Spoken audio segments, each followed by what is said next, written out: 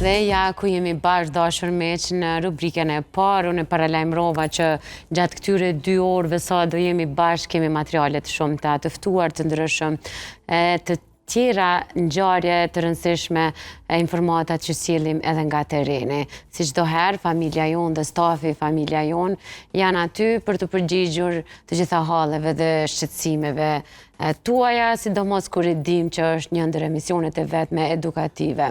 Në pjesën e parë të emisionit, unë paralajmërova që do të flasim për trajtimin e hershëm ortodontik, një temë shumë e rëndësishme. Të gjithë prindrit duhet të jenë shumë vigjilent me fëmijët e tyre qysh prej dhëmbëve të parë, dhëmbëve të qumshtit, ata të cilët shpesh mund t'i neglizhojmë, hajtë se kanë me undru ose diçka e tillë, po që shpesh janë pikërisht ata dhëmbë të cilët e vazhdojnë kronologjinë e shëndetit të dhëmbëve të përhershëm pastaj. Këtë temë thash që do ta diskutojmë së bashku me doktoreshen Ulpiana Ahmeti Bujupi, ortodonte dhe asistente në Fakultetin e Mjekësisë. Doktoreshen e kam në studio, mirë se erdhe doktoresha Ulpiana. Mirë se u gjeta, faleminderit për ftesën. Shumë kënaqësi me të pa studio dhe me fol për një temë kaq të ndihshme, sidomos kur prind janë kaq të vetëdijsuar viteve të fundit për kujdesin e fëmijëve. Kënaqësia është edhe imja. Po besoj ju jeni prind edhe vetë dhe është esenciale kujdesi i shëndetit të dhëmbëve, thash edhe unë prej dhëmbëve të qumshtit. Fillimisht ortodoncia është një lëmie stomatologjisë, e cila merret me diagnostifikimin, prevenimin si dhe trajtimin e çrregullimeve të dhëmbëve dhe të nufullave. Preferohet që vizita e parë ortodontike të bëhet rreth moshës 7 vjeçare. Kjo rekomandohet edhe sipas shoqatës amerikanëve të ortodoncisë. Në këtë fazë monitorohet rritja dhe zhvillimi i dhëmbëve se është brenda normës, si dhe vlerësohet a ka nevojë për ndonjë trajtim eventual ortodontik. Në këtë rast vjen në shprehje rëndësia e stomatologut të përgjithshëm, ku pacientat kanë kontakt për herë të parë me të, ku ai bën vlerësimin edhe në bazë të rastit edhe udhëzonte ortodonti. Prandaj i them edhe studentave të mi që ju pas studimeve, pas të përfundoni të fakultetin si stomatolog të përgjithshëm, nuk do të mirëni drejt për drejt me trajtimin e rasteve ortodontike, mirë po është shumë e rëndësishme që ti identifikoni problematikat ortodontike, ti diagnostifikoni saktë, si dhe ti udhëzoni në kohën e duhur. Kjo do thot etapë fillimisht paraqet edhe si etapë e parë e suksesit të trajtimit ortodontik. A ka shenja që ne si prind, doktoresh, mund t'i dallojmë? Se ndoshta ende nuk kemi në atë fazën ku shkojmë kontrolla rutinore, megjithëse na e themi çdo herë që check-upet janë shumë të rëndësishme. Edhe nuk është hiç mirë që i presim shenjat, po ta zëm për përqindjen më të madhe të qytetarëve. Po, zakonisht prindërit i vrejnë ato pjesën estetike, sepse ortodoncia e rregullon si funksionin, po ashtu edhe estetiken e dhëmbëve.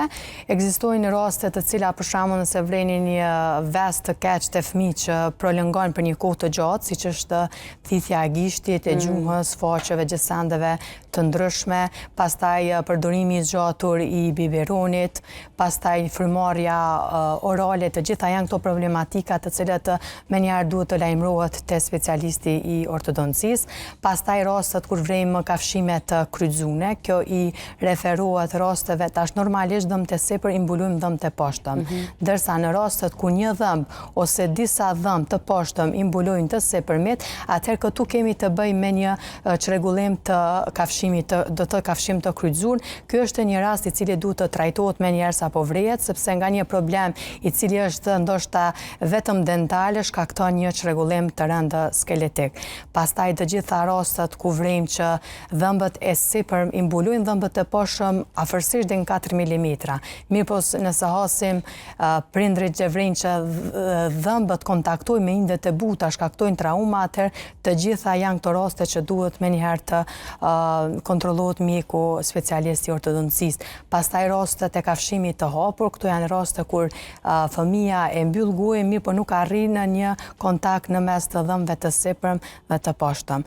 Pastaj disa raste, këto janë raste që dhe shumica prindërve identifikojnë ku dhëmbët e sipërm janë më përpara dhe këta duhet të trajtohen për shkak të predispozitës për trauma dentale, si dhe ndikon atë edhe në pjesën estetikës, sepse kur dhëmbët janë jo të drejtë, kur kemi një harmoni jo në rregull të fytyrës, kjo ndikon në mirëqenien emocionale dhe vetbesimin e fëmijës. Këto janë disa prej problematikat të cilat duhet të trajtohen me njerëz apo vrehen.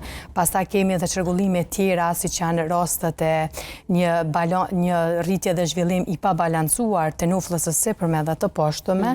Këto vrehen sigurisht vetëm rastet e rënda, se këto vrehen kryesisht nga mjekët profesionistë. Rasto i referohen klasave të dyta ku ose nufla sipërme është më përpara, ose nufla poshtme është më mbrapa, ose rastet e klasave të treta ku kemi një mbizhvillim të nuflës poshtme ose një moszhvillim i nuflës së sipër ose kombinime të ndryshme. Dhe kjo, kur po themi një trajtim i hershëm dhe kur po përmend këtë lloj kryqëzimi dhe kafshimeve të cilat i more si shembull, dallohen në moshën sa po fillojnë dhëmbët e parë të dalin, apo duhet presim të mbushet goja me të? Jo, realisht si të paraqiten këto problematika i vrem nuk duhet me prit me ju mbush goja me dhëmbë. Po, ju mbush goja me dhëmbë dhe pastaj ose eventualisht me ndru këtë dhëmbë që me intervenu. Prandaj çdo në ortodonci ekzistojnë disa aparate, shumë aparate për vetë faktin që ndoshta një fëmijë në një moshë të hershëm një aparat është një indikacion për një moshë më të vogël, pastaj në moshat e vonshme kalon në një fazë tjetër të trajtimit. Mirë po, trajtimi i hershëm ortodontik do të thotë ka rëndësinë e vet, s'do të thotë që tash që fëmija në të ardhme nuk ka me pas për një fazë të dytë të trajtimit, mirë po nëse trajtohet me kohë, atëherë ajo faza tjetër e radhës së trajtimit do të jetë më e shkurt, më e lehtë dhe rezultatet do të jenë më stabile. Po, shumë mirë që e përmende këto, se jam kurioztare me ditë nëse jemi korrekt dhe i bim për një kontroll dhe jemi të kujdesshëm në trajtim të hershëm, çfarë probleme eliminojmë? Se mund të thotë dikush që po na dëgjon, po nëse fëmia ime ka trashëgimi dhe ai dhëmbët të poshtëm do dalin sipër të lartë s'mund t'i ndalim. Çfarë parandalojmë doktoresh? Mund të parandalojmë. Thash nëse vrem një kafshim të kryqëzuar dhe mbulim të kondërt, atëherë duhet të trajtohet sepse parandalojmë një problem i cili ka të bëjmë vetëm me radhitje të dhëmbëve, ndikon në zhvillim skeletik. Do të thonë ndikon sidomos në bllokimin e zhvillimit të nuflës së sipërme. Do të thonë nuk e lejon që nufla e sipërme në këtë rast të zhvillohet ashtu siç duhet. Ose pastaj rastet e shprehive të këqija, të cilat si thithja e gishtit i biberonit, i cili shkakton një kafshim të hapur. Rastet të cilat nëse tash thithja e gishtit është një problematikë, është realisht diçka fiziologjike në vitet në muajt e parë të jetës, ndërsa nëse persiston pas moshës 3 deri në 4 vjeçare, atëherë ajo do të thotë shkakton çrregullime, një prej tyre është kafshimi i hapur, një të cilin e shkakton edhe thithja e biberonit. Nëse kemi një kafshim të hapur, edhe fëmia arrin me eliminu përderisa ka denticion të qumshtit, atëherë ai vetëm me eliminimin e shkaktarit mund të eliminohet edhe anomalia, nëse intervenon aq herët, saqë i ka vetëm dhëmbët e qumshtit. Ndërsa kur fillojmë me denticionin e përzin, me eruptuar dhe dhëmbët e përhershëm, atëherë duhet patjetër edhe trajtim shtesë ortodontik. Do të thonë thjesht e ul kompleksitetin e trajtimit, kohën e trajtimit, si dhe rezultatet do të janë stabile në të ardhmen. Po, mund të ketë prind të cilët mund të thonë që është trend aparatat fiks, të cilët në popull njihen si proteza, ose në çfarëdo mënyrë si themi, edhe mund të thonë pse ti ngarkojmë fëmijët në këtë moshë, kur ashtu kështu kur po janë në pubertet dhe adoleshencë, po duhet me i vendos. A mund të parandalojmë me një trajtim të hershëm vendosjen e protezave? Sigurisht, ka raste të cilat thash rastet që to kafshimet e kryqëzuara, për shembull kemi problematikë dentale, rregullohet rregullimi, nuk ka problematika të tjera, atëherë ai rregullohet edhe në të ardhmen fëmia nuk ka nevojë për trajtim ortodontik. Do të thonë kur ekzistojnë raste të caktuara të cilat i përmenda, që ato janë raste të cilat duhet të trajtohen. Se për shembull ekzistojnë raste si rotacione, thjesht dhëmbi është i rotuar ose i inklinuar, është më përpara, më mbrapa, ato nuk ka nevojë më trajtu në atë moshë. Do të thotë pritet mosha e pas denticionit të dhëmbëve të përhershëm dhe në atë rast veprohet me aparat ortodontik fiks, i cili është shumë efikas për këto raste. Do thotë thjesht ekzistojnë aparate të ndryshme të cilat varësisht nga indikacioni dhe mosha aplikohen, do të thonë në periudha kohore të caktuar. Dhe në këtë rast, kur për cilët një fëmijë ju si doktoresh për shembull e përcjell në disa kohë një fëmijë dhe e dini që në një moshë të caktuar pavarësisht trajtimit do të vijë një kohë kur duhet vendos aparatin. Po, duhet të vendos. Kur është mosha e dur, kur vendos doktori në këtë rast që një fëmijë ka nevojë për një aparat fiks? Zakonisht rastet me aparate ortodontike fikse trajtohen rastet kryesisht pas përfundimit, ndërimit e denticionit të shumësit, me thëmë të përhershëm, diçka që ka rëndësi shikohet edhe zhvillimi i rënjës, që mund të diagnostifikohet përmes rëntgenit vret, ka përfundu rritja dhe zhvillimi i rënjës, do më thëmë ato janë momente ku veç vendosët për vazhdimin e terapisë ose për të fillu për herë të parë terapia me aparat ortodontik fiks, do më thëmë pas i ndrojnë fëmijës dhe dikun pas moshës 13 vjeçare. Po, zakonisht ka fëmijë, po ndalim edhe pak të këto trajtimet e hershme, ka fëmijë që për arsye të ndryshme kanë probleme qyshet nga dhëmbët e qumshtit, të prishur, të nxjerr, shpesh me dhimbje, këto a mund ta dëmtojnë formën e nofullës nëse largohen ose... Ka shumë rëndësi ruajtja e dhëmbëve të qumshtit, nuk duhet të ekzistojë mendimi që është dhëmbi i qumshtit, nuk duhet të shërohet dhe të vjen edhe te nxjerrja e tij, sepse nëse nxjerret para kohë një dhëmb i qumshtit, tash dhëmbët afër tina lëvizën drejt asaj hapësire. Në këtë rast dhëmbi i përhershëm mbetet ose impaktuar, do të thënë në nofull, ose del në një pozitë të gabuar. Kështu janë këto raste që qofse fëmija edhe në qofse nuk e ka në mënyrë të gjenetike të përcaktuar ndonjë problem ortodontik, atëherë na do të shkaktohet domethënë si faktor të jashtëm, sepse si shkaktar të problemeve ortodontike janë poligjene. Poligjene referohet faktorëve gjenetik, zakonisht i pyesum ka pas familje gjatë anamnezës, nona ose dikush familje baba, edhe faktor të jashtëm një prej tyre që mund të ndikojnë të shkaktoj realisht një problem ortodontik është edhe nxjerrja parakoshme e dhëmbëve të qumshtit. Prandaj e kanë rëndësinë e vetë, përveç funksionit përtypjes, estetikës, kanë rolin e vetë për mi rujt hapësirën për dhëmbët e përhershëm. E në rastet e tilla çka veprohet kur nuk duhet nxjerrën për kanë siklepe? Nëse nxjerrën para kohë, tash veç ka ardhur të nxjerrja, ekzistojnë si rujtës hapësirës, disa aparate ortodontike ose mobile ose fikse, të cilët e ruajnë atë hapësirë, e gjithmonë është pacienti është në monitorim të ortodontit për të përcjell do të thotë që në momenti ku vreqet dhëmbi përhershëm zëvendësues është duke eruptu, atëra ai largohet dhe lun hapësirën. Në kjo rujtësi e hapësirës e parandalon migrimin e dhëmbëve fshinje përgjatë hapësirës pa dhëmbë.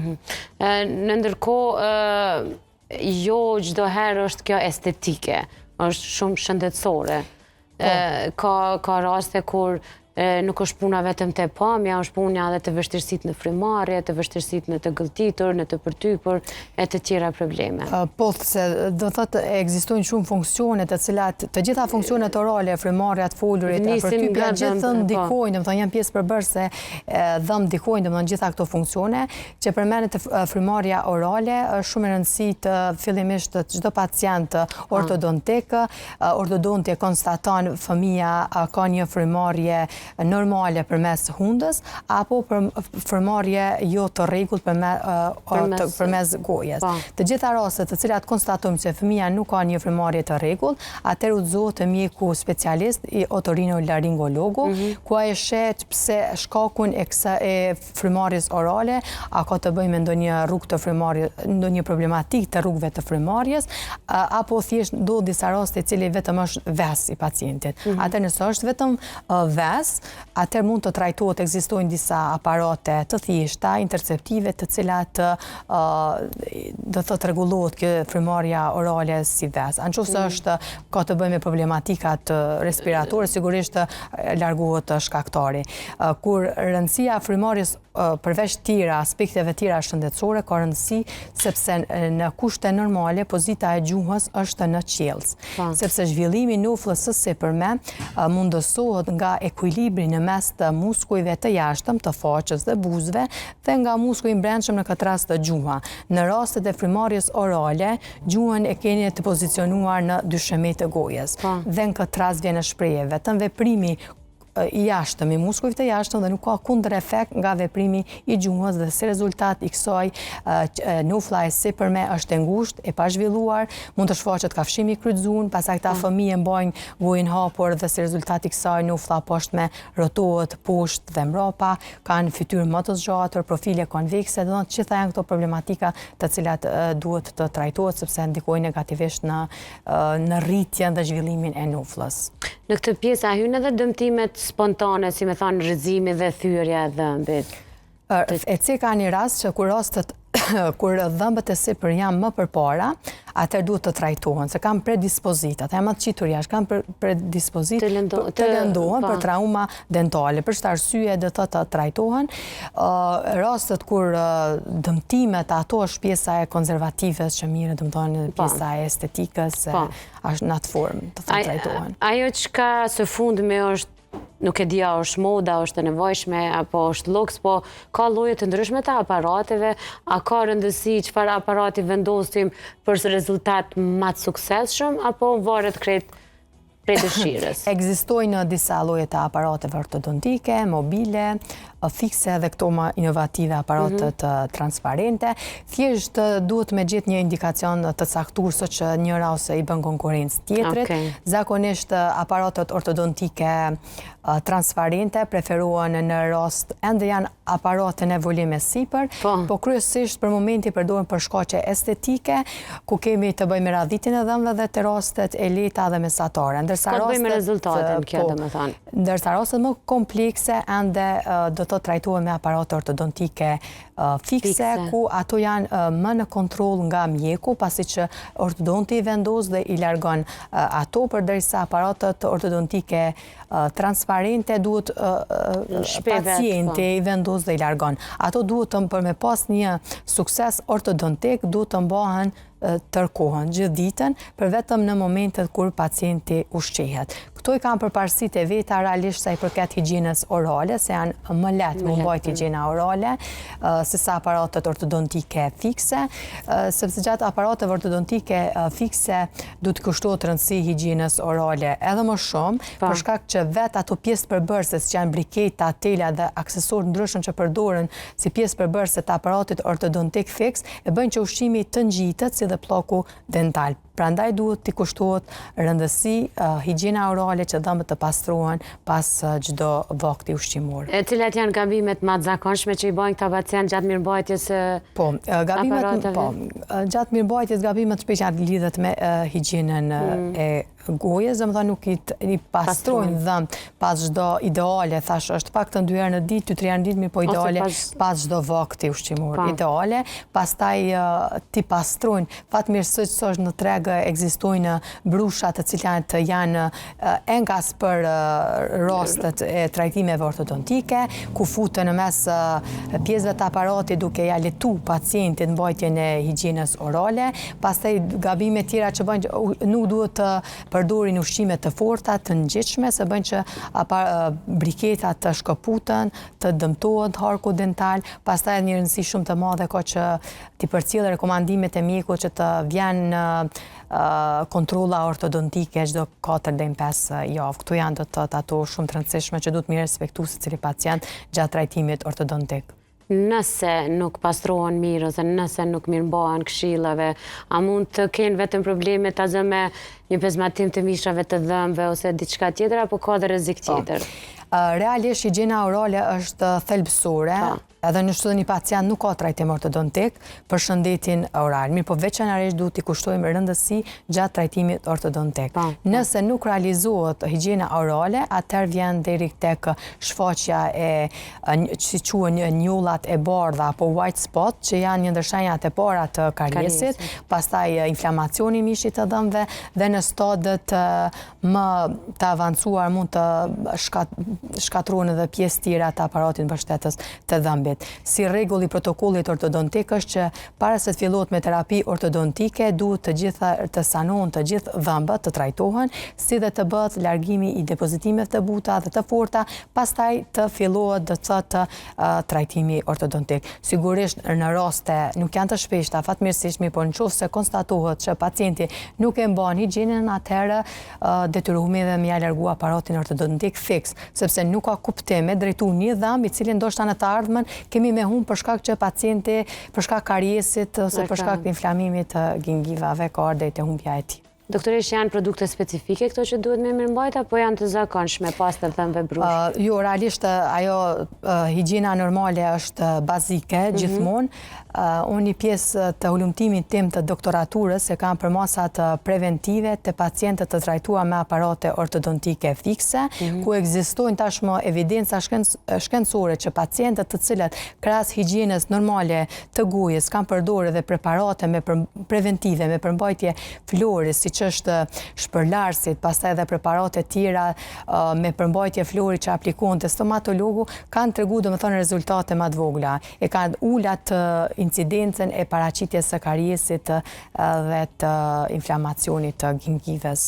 Do thotë ka edhe mjete ndihmëse përveç ato të cilat brushat specifike të cilat janë engas për rastet me trajtime ortodontike fikse. Sa është rëndësishëm bashkëpunimi i pacientit në këtë rast? Bashkëpunimi i pacientit është shumë i rëndësishëm, për shembull të aparatë ortodontike mobile ose këto trejat transparente cekum edhe më herët, se këto varen drejt për drejt nga pacienti, se pacienti i vendos dhe largon nga goja, do të mbahet non-stop. Edhe të aparatë ortodontike fikse duhet të jetë bashkëpunimi, sepse ato vendosen nga ana e mjekut dhe largohemi, po edhe këtu ekzistojnë disa aksesor, disa pjesë të cilat duhet pacienti mi vendos dhe mi largu. Tjetra që është shumë e rëndësishme, edhe bashkëpunim për mua është edhe higjiena orale e gojës, me mbajtë si duhet. Pastaj edhe respektimi i kontrollave të rregullta ortodontike, që i rekomandon mjeku. Të gjitha këto do të tregojnë bashkëpunimi është pjesë e pandashme dhe rezultati edhe një trajtim më i mirë ortodontik, nëse nuk bashkëpunon pacienti, nuk i përcjell rekomandimet e ortodontit, atëherë ai nuk do të ketë sukses. A ka rëndësi edhe kohës gjatja sa i mbajnë, apo caktohet varësisht prej problemit? Po zakonisht varet sigurisht nga kompleksiteti i rastit, po përgjithësi trajtimi ortodontik konsiderohet 18 muaj deri në 24 muaj. Ekzistojnë raste më pak problematike që zgjasin më pak, mirë, por edhe sigurisht edhe raste më komplekse të cilat zgjasin edhe më shumë. A ka një fazë kur konsiderohet e vëndshme për vendosjen e aparatit? Realisht, aparatet ortodontike fikse nuk kanë ndonjë limit kohor, mund të vendosen edhe në moshat adulte, po ashtu dhe transparentet, vetëm që nuk reagojnë normal si një fëmijë në rritje, edhe rezultatet janë më stabile, konsiderohen nëse janë pacientat më të rritur, ndërsa nuk ka ndonjë limit kohor, ndërsa aparatet të cilat përdoren për një trajtim të hershëm ortodontik, të cilët ndikojnë në noflaf, në balancimin e zhvillimit noflas sipër me të poshtme, ato sigurisht aplikohen në fazën e rritjes. A ka raste kur aparatet nuk kanë marrë rezultate, duhet edhe kirurgji pastaj? Sigurisht, tash për të diagnoza, për pas sukses terapia ortodontike duhet një diagnozë mirëfill, që fillon nga ajo intervista, anamneza me pacientit, pastaj ekzaminimi kujdesshëm intraoral, ekstraoral, funksional, analiza modeli që i bën gojës së pacientit, rentgeni, analiza e skeletit, fotografitë, edhe ekzistojnë do të thotë disa parametra të cilët përcaktojnë a është një pacient për kirurgji apo vetëm vazhdohet me ortodonci, do thotë sigurisht ka shumë raste të cilet trajtohen, sidomos çrregullimet e balancimit të nufllas së sipërme dhe të poshtme, të cilet duhet të thotë përkrahas trajtimit ortodontik duhet edhe bashkëpunimi me kirurgun maksilofacial. Me siguri ka pas edhe shumë pacientë të cilët janë ndi komod në ditët e para dhe javët e para janë konë ma shtrëngushëm, duhet me liru. A janë probleme të pritshme? Po realisht është vetë fakti vendosja aparatit është një trup i huaj, ajo normal nuk është njëjtë sikur pa aparat, mirë po sa i përket atyre dhimbje nuk ka në gojë pacienti, vetëm pas 3-4 ore vren një farë para hatije, të themi ashtu, ku i ndjenë dhëmbë kur janë kontakt, për arsye që pas 3-4 orëve fillon me vepru aparati, mirë po nuk bëhet fjalë për ndonjë dhimbje. Diçka tjetër mundet për shembull të rastet me aparate ortodontike fikse, me iritu dikun indet e buta, për atë arsye jepet pacientit edhe dylli i butë, për ndryshe nuk ka. Sigurisht mjeku specialist e rekomandon edhe atë ecurinë e vendosjes harçeve dentale, duke filluar prej harçeve me madhësime të vogël deri atyre me madhësime të mëdha, kështu që pacientat nuk kanë kohën diçka për, edhe nuk ekzistojnë edhe evidenca që bëhet fjalë për dhimbje nëse respektohen protokollat e sakta ortodontike. Do doja të përmendja 2 specifika që shumë shpesh fëmijë hershme mund dallohet si problem, nëse mund ta quajmë problem. 2 dhëmbët e parë të larguar nga njëri tjetri, për shembull, këto kur janë. Mund të rregullohen me realisht po. Ajo hapësira mes të 2 dhëmbëve të se di si quhet në gjuhën mjekësore. Diastema, quhet. Po në gjuhën mjekësore quhet diastema. Ato raste, kjo është një për rasteve që nuk intervenohet menjëherë. Ajo intervenohet në raste për shembull që kjo hapësira mes 2 dhëmbëve inciziva qendror është çaq e madhe sa që tash nuk ka e pengon eruptimin e dhëmbëve tjerë. Ato raste, domethënë, intervenohen. Ndërsa në raste tjera pritet, sepse kjo konsiderohet edhe si një ajo pamja e rosaku të shëmtuar, quhet edhe në literaturë, për shkak që deri ku të ndërrohet, do thot kanini i përhershëm, nuk ndërhyhet. Sepse në momentin duke eruptuar dhëmbët, i shtyn dhëmbët ekzistues inciziva qendrore dhe incizivin lateral, kanini, dhe në këtë rast ajo hapësira do thot mbyllet. Ndërsa nëse persiston pas eruptimit të kaninit të përhershëm, atëherë do thot ajo do thot dhe ndërhyret. Të ndërhyret në mënyrë kirurgjike? Jo, nuk ndërhyret me aparat. Po një të shkaktar, një për shkaktarve të këtyre diastemave mund të jetë edhe ngjitja poshtme e frenulumit të sipër.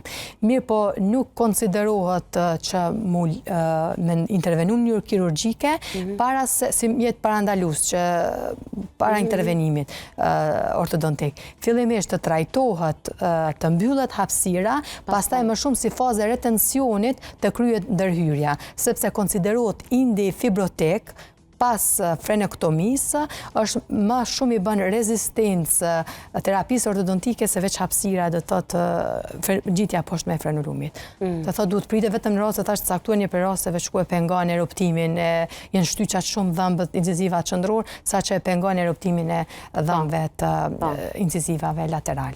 Përndryshe nuk ndërhyhet. Doktoresha është edhe profesoresh, edhe i ka asistente në fakultetin e mjekësisë, do të thirrë me çon s'po i marr vesh dhe unë po du me kanë e qartë. Për shembull, thuhet në popull që këtë hapësirën në mes të 2 dhëmbëve shpesh e ndikon ky peni. Po ta fjalën mundohemi me një gjuhë sa më të thjeshtë, se është shumë normale. Se mos ti më bërë shikuesve, jam mësuar me studenta. Shumë normale, po ndonjëherë naik, kështu që domethënë kjo çka e shpjegove frenulumi bëhet fjalë për penin. Okej, kemi të qartë. Pas trajtimit ortodontik duhet të intervenu nëse ka nevojë, sepse indi që ai fibrohet indi më i fort, më shumë bën problem në mbylljen se sa vetë inserimi i tiput, domethënë ngjitja e penit më poshtë, si buzës nalt ose poshtë. Po zakonisht po flasim për diastemet e shkaktojnë, domethënë mund më shkaktu ngjitja e poshtme e penit të buzës. Të buzës, okej. Kam qef mësë mi umit bërë shikuesve dhe prandaj ndalim edhe një. Doktoresh, tjetra specifik, se thash do t'i ndalim 2 specifikave të shpeshta. Tjetra specifik, përveç kësajna të dhëmbëve të larguar, është kur ka tendencë disa dhëmbë të qenë pak më të gjatë, disa pak më të shkurt, një të sipër. Po, edhe kjo është një rast kur preferohet me i quajmë densi të dhëmbëve, preferohet të ndërhyjmë në mosha të hershme, duke përdorur aparate të ndryshme interceptive me zgjeru noflën në mënyrë që të sigurojnë hapësira për eruptimin edhe për radhitjen e të gjithë dhëmbëve. ka rëndësi tjetër edhe sepse në rastet ku kemi një dëndësi është më problem edhe më sfiduese me mbajt edhe higjienën orale. Kështu që radhitja e dhëmbëve mundson edhe ta rregullon edhe këtë pjesë që më vonë të mos jetë shkaktor problematika ortodontike si predispozit për karjesë dhe sëmundje të aparatin mbështetës të dhëmbit. Po, në fazën kur po jetojmë, doktoresh Ulpiana, aparatet fikse dhe këto intervenime po bëhen më shumë edhe për estetik, apo jemi edhe i kushtojmë rëndësi edhe kësaj pjesës shëndetësore? Zakonisht shumica e pacientat e vrejnë pjesën estetike, dhe të vinë për estetik, derisa ato problematika tjera funksionale i vrejnë mjekun. Shumicën e herëve arsyeja kryesore që i sjell te ortodonti është pjesa estetike. Në popull tani nuk është që kemi shumë shprehi, bebet i qohim shpesh ndoshta te ortopedit, te oftalmologu, po jo edhe të paktën jo një shprehi shumë e shprehun. Çfarë ju kishte thonë prindërve? Qyshe te kam herë që kontrolla e parë ortodontike rreth moshës 7 vjeçare që të vedisun që dhe nëse nuk e udhëzon një stomatolog i përgjithshëm të kërkojnë vetëm rreth moshës 7 vjeçare që të vizitohen nga një mjek specialist ortodont që ti diagnostifikon të gjitha këto problematika të cilat i biseduam deri më tani që edhe eventualisht ti ton edhe trajtimet e mëvonshme ose edhe t'i eliminojnë fare trajtimet e ardhshme ortodontike.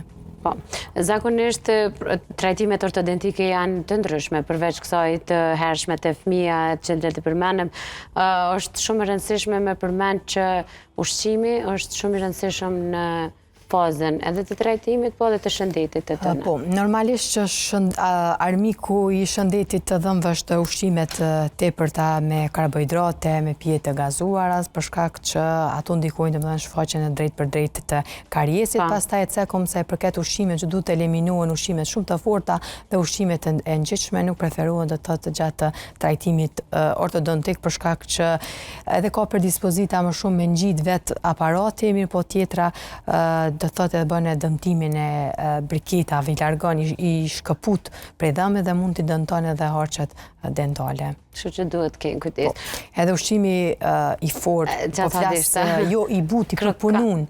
I përpunun duhet një ushqim që në këtë formë të përdor një ushqim më të fortë ndikon në zhvillimin normal të nufllave. E gjatë kohës kur kanë për shembull këto aparatet fikse, siç thonë popull protezat, sepse po mundohem që të kuptohem sa më shumë, a mund të dëmtojnë diçka me ndaj ushqim të fortë që është ma krokant, ti vetëm gjatë kësaj faze ti eliminojnë çato ushqime të forta, domethënë gjatë trajtimit ortodontik se mund me dëmtues ato normalisht janë që kanë ngjiten, madje edhe nuk ka që gryhet dhami për mi ngjit aparatet ortodontike fikse. Vetë ekzistojnë domethënë preparate speciale, ngjica që ngjiten. Edhe zakonisht kur ndjeket protokolli i rregullt i ngjitjes briketave dhe pacienti i përcjell rekomandimin nga ortodonti zakonisht nuk kanë probleme që miron një signifikante briketat. Janë disa pacientë, doktoresh Ulpian, që kanë shprehë gjatë kohës së gjumit t'i kërcasin dhëmbët. Sa problem mund të shfaqin këta gjatë kohës kur mbajnë aparatet fikse? Realisht në momenti kur vendosen një aparat ortodontik fikse, pacienti do të thotë e testohem, e pyesëm që gjatë kafshimit, sidomos në fullën e poshtme kur t'i vendosëm, mos po të pengon diçka ndonjë briket, në këto raste preferohet ngritja e kafshimit, kështu që po, nuk ka që dikon diçka. Rastet me bruksizëm, ato janë disa preferohen normalisht bëhet një ekzaminim i detajuar për me gjetë shkaktarin, si shkaktari të rastet me bruksizëm. Mirë po ndihmojnë edhe retajnerët, ato plastikat që janë si me transparente, të cilat vendosen seri tani pas trajtimit ortodontik, dëmtojnë domethënë me bën të paktën një relaksim minimal gjatë natës. Mirë po duhet me gjeta janë faktorët psikogjene apo cila është arsyeja për me trajtu. Domethënë me eliminu një shkaktarin, pastaj me trajtu bruksizmin, s'është goxha një problematikë e shprehur. Bruksizmi është kërcitja e dhëmbëve gjatë natës. Domethënë është problematik që thua që nuk është thjesht një shprehi, mund të jetë edhe problematik, diçka anomali. Po mund me pas një problematik që duhet mund të jetë psikogjene, rastet kur kena po kafshime të thella, mund me bë presion në nyje e arsye të tjera. Po ekziston, nuk është që ortodoncia merret këtë lëmi, ekziston më shumë një farë trajtim multidimensional, për marrë fillimisht të shkaktari, pastaj edhe me trajtu. Në ndërkohë, nuk e di a është met apo e vërtet, po shpesh ndëgjohet në popull që këto aparatet fikse, kur dikush i mban ma gjatë se dikush, jo nuk kanë pas sukses, ose jo mu ma kanë shty ma shumë, jo mu ma kanë lanë ma pak, pse ndodhin këto diferenca? Thash varet, koha trajtimit varet nga kompleksiteti i rastit, ama pacienti du të marrë në kontrolla ortodontike çdo 4 deri në 5 javë. Aparatet ortodontike fikse, në mënyrë që të vazhdohet pastaj me hapjen e radhës. Ose nëse pacienti ka raste, edhe se ngjiten nga mjeku, ekzistojnë disa aksesorë që janë llastiqet, ato pacienti duhet mi vendos, që nëse nuk është i disiplinuar, pacienti nuk bashkëpunon, atëherë sigurisht edhe nuk do të ketë rezultat. Do thotë bashkëpunimi, do thotë se rezultati varet si nga mjeku, po ashtu edhe nga bashkëpunimi nga ana e pacientit. Absolutisht, që po sa më korrekt pacienti në këshillat e mjekut, rezultati është shumë më i saktë dhe kemi një buzëqeshje shumë më të bukur, por edhe më të shëndetshëm, edhe format përshtatshme për të kryer funksionet, jo vetëm të buzëqeshjes, por edhe të gjitha të tjera, të cilat i ofrojmë dhëmbët. Doktoreshën për ndryshe e gjejmë edhe shumë shpejt në ordinancën e saj në Komarana, po? Po. E cila po besoj për pak javë, nëse nuk gabojmë, ke thënë që do të hapet. Po. Dhe do t'i ketë të gjitha shërbimet ortodontike? Sigurisht do t'a përfshin të gjitha shërbimet stomatologjike, do të të edhe ortodontike, kirurgjike, prej mbushjeve të dhëmbëve të gjitha ato. Edhe tek fëmijët edhe të fëmijët edhe të rriturit. Po.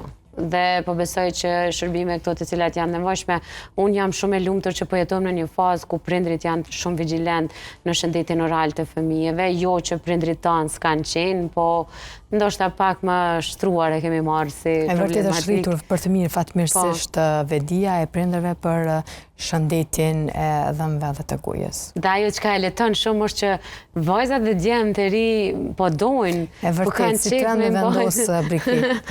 Është e vërtet. Nuk hezitojnë, si të kaluar, është trendi për kundrazi. Vjen mirë për këta, po sigurisht. Se nëse një kohë doktoresh ka qenë, ndoshta dhe janë bullizu ma shumë, ose ka qenë pak pse veçon.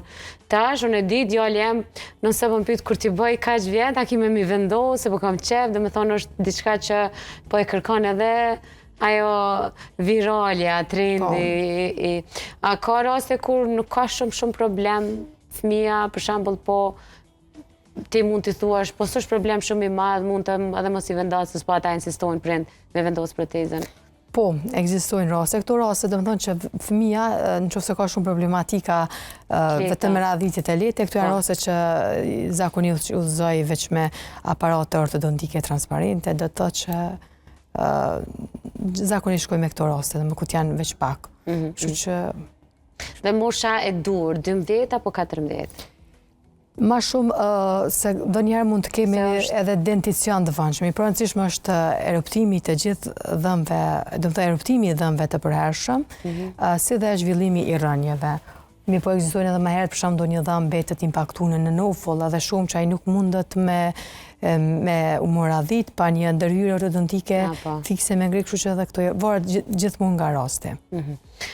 Është unë po besoj që krejtata prind që na kanë dëgjuar e kanë të qartë edhe mesazhin e rëndësisë edhe të trajtimit të hershëm, sepse siç e shpjegove edhe ti, një trajtim i hershëm mund të eliminojë shumë shpesh vendosjen apo bartjen e protezave apo aparateve fikse, por njëkohësisht edhe mund ta lehtësoj procesin e një problematike më madhore që mund të dallohet që është fëmijët hershme. Edhe një farë mënyrë edhe e udhëheqat rritjen dhe zhvillimin e balancimin e nofullave. Edhe në rastet kur është trashëgimi dhe fëmia i ngjan prindit ta zë me një nofull. Ato raste janë, domethënë, thash analizat veçanta që a mund të që përmende me atë, i thëmë progeni klasë 3, a mund, dhe i cilë nivel mund të arrijet me ortodonci, apo a duhet vetëm me shku me bashkëpunim ortodonci dhe kirurgji maksilofaciale. Për çdo duhet një diagnozë e saktë për me ardhe të terapia e saktë.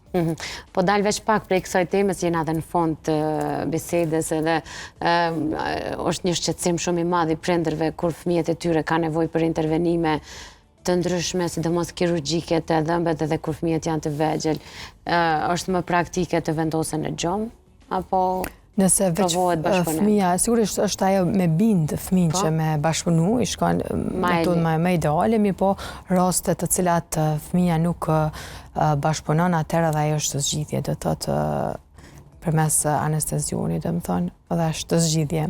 Rëndësishme është që është sigurisht një procedurë më e komplikune dhe më shqetësuese për prindrit, mirë po më rëndësishme është që dhëmbët të trajtohen, që më rëndësishme të bëhet mjekimi i tyre.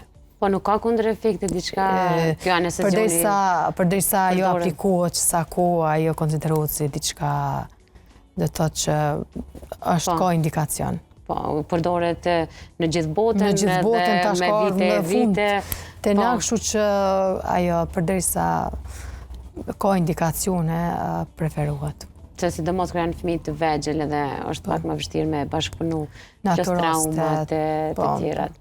Doktorish Ulpiana, unë të falenderoj shumë për këshillat që ndave me neve, unë po shpresoj që edhe studentët e tu, edhe pacientët e tu ta kenë të qartë se sa rëndësishme është trajtimi i hershëm ortodontik.